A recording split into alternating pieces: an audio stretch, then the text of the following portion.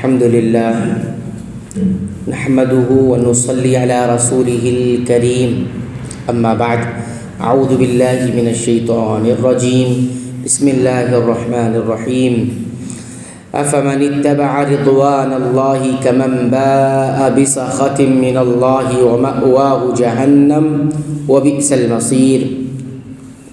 سورہ آل عمران آیت نمبر 162۔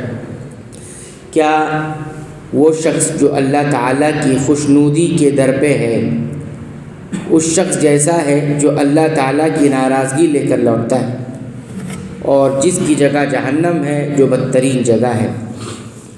ہم درجات عند اللہ واللہ بصیر بما یعملون۔ اللہ تعالیٰ کے پاس ان کے الگ الگ درجے ہیں اور ان کے تمام اعمال کو اللہ بخوبی دیکھ رہا ہے۔ لقد من اللہ علی المؤمنین اذ بعث فیہم رسولا من انفسہم یتلو علیہم آیاتہ ویزکیہم ویعلمہم الکتاب والحکمہ وإن كانوا من قبل لفی ضلال مبین۔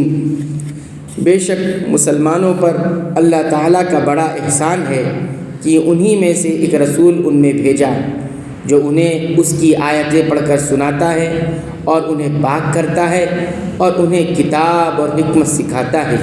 یقیناً یہ سب اس سے پہلے کھلی گمراہی میں تھے۔ نبی صلی اللہ علیہ وسلم کے بشر اور انسانوں میں سے ہی ہونے کو اللہ تعالیٰ کے احسان کے طور پر بیان کر رہا ہے، اور حقیقت میں یہ احسان عظیم ہے کہ اس طرح ایک تو وہ اپنی قوم کی زبان اور لہجے میں ہی اللہ کا پیغام پہنچائے گا جسے سمجھنا ہر شخص کے لیے آسان ہوگا، دوسرے لوگ ہم جنس ہونے کی وجہ سے اس سے مانوس اور قریب ہوں گے، تیسرے انسان کے لیے انسان یعنی بشر کی پیروی تو ممکن ہے لیکن فرشتوں کی پیروی اس کے بس کی بات نہیں، اور نہ فرشتہ انسان کے وجدان اور شعور کی گہرائیوں اور باریکیوں کا ادراک کر سکتا ہے۔ اس لیے اگر پیغمبر فرشتوں میں سے ہوتے تو وہ ان ساری خوبیوں سے محروم ہوتے جو تبلیغ و دعوت کے لیے نہایت ضروری ہے۔ اس لیے جتنے بھی انبیاء آئے ہیں سب کے سب بشر ہی تھے۔ قرآن نے ان کی بشریت کو خوب کھول کر بیان کیا ہے۔ وما ارسلنا من قبلک الا رجالا نوحی الیہم من اہل القری۔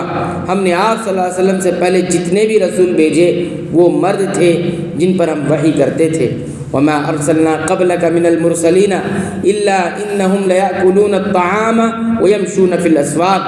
ہم نے آپ صلی اللہ علیہ وسلم سے پہلے جتنے بھی رسول بھیجے سب کھانا کھاتے اور بازاروں میں چلتے تھے، اور خود نبی کریم صلی اللہ علیہ وسلم کی زبان مبارک سے کہلوایا گیا قل انما انا بشر مثلکم یوحی الی انما الہکم الہ واحد۔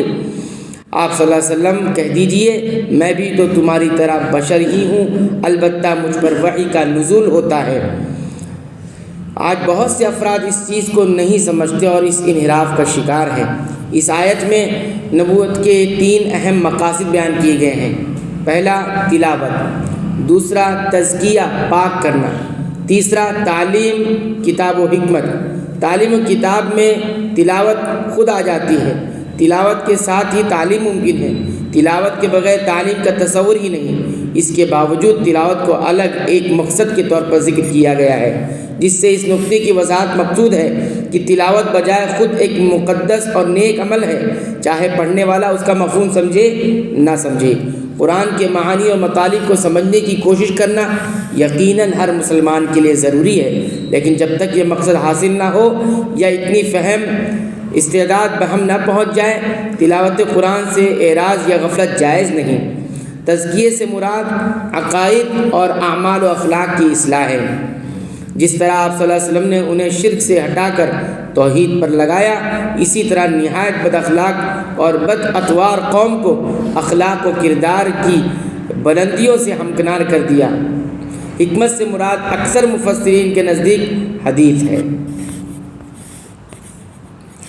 اولما اصابتکم مصیبۃ قد اصبتم مثلیہا قلتم ان ھذا قل هو من عند انفسکم ان اللہ علی کل شیء قدیر۔ کیا بات ہے کہ جب تمہیں ایک ایسی تکلیف پہنچی کہ تم اس جیسی 2 چند پہنچا چکے تو یہ کہنے لگی یہ کہاں سے آ گئی؟ آپ کہہ دیجئے یہ خود تمہاری طرف سے ہے، بے شک اللہ تعالیٰ ہر چیز پر قادر ہے۔ یعنی احد میں تمہارے 70 آدمی شہید ہوئے تو بدر میں تم نے 70 کافر قتل کیے تھے اور 70 قیدی بنائے گئے تھے۔ یعنی تمہاری اس غلطی کی وجہ سے جو رسول اللہ صلی اللہ علیہ وسلم کے تاکید حکم کے باوجود پہاڑی مورچہ چھوڑ کر تم نے کی تھی، جیسا کہ تفصیل پہلے گزر چکی ہے، اس غلطی کی وجہ سے کافروں کے ایک دستے کو اس درے سے دوبارہ حملہ کرنے کا موقع مل گیا۔ اللہ تعالیٰ سے دعا ہے رب العالمین تو ہمیں قرآن حکیم کی پابندی سے تلاوت کی توفیق عطا فرما، اس کو سمجھ کر غور کر کے پڑھنے کی توفیق عطا فرما، اس کے مطابق زندگی گزارنے کی توفیق عطا فرما۔ اے اللہ تو ہماری مغفرت فرما دے، ہمارے والدین کی مغفرت فرما دے، تمام مسلمانوں مومنوں اہل توحید کی مغفرت فرما دے، آمین۔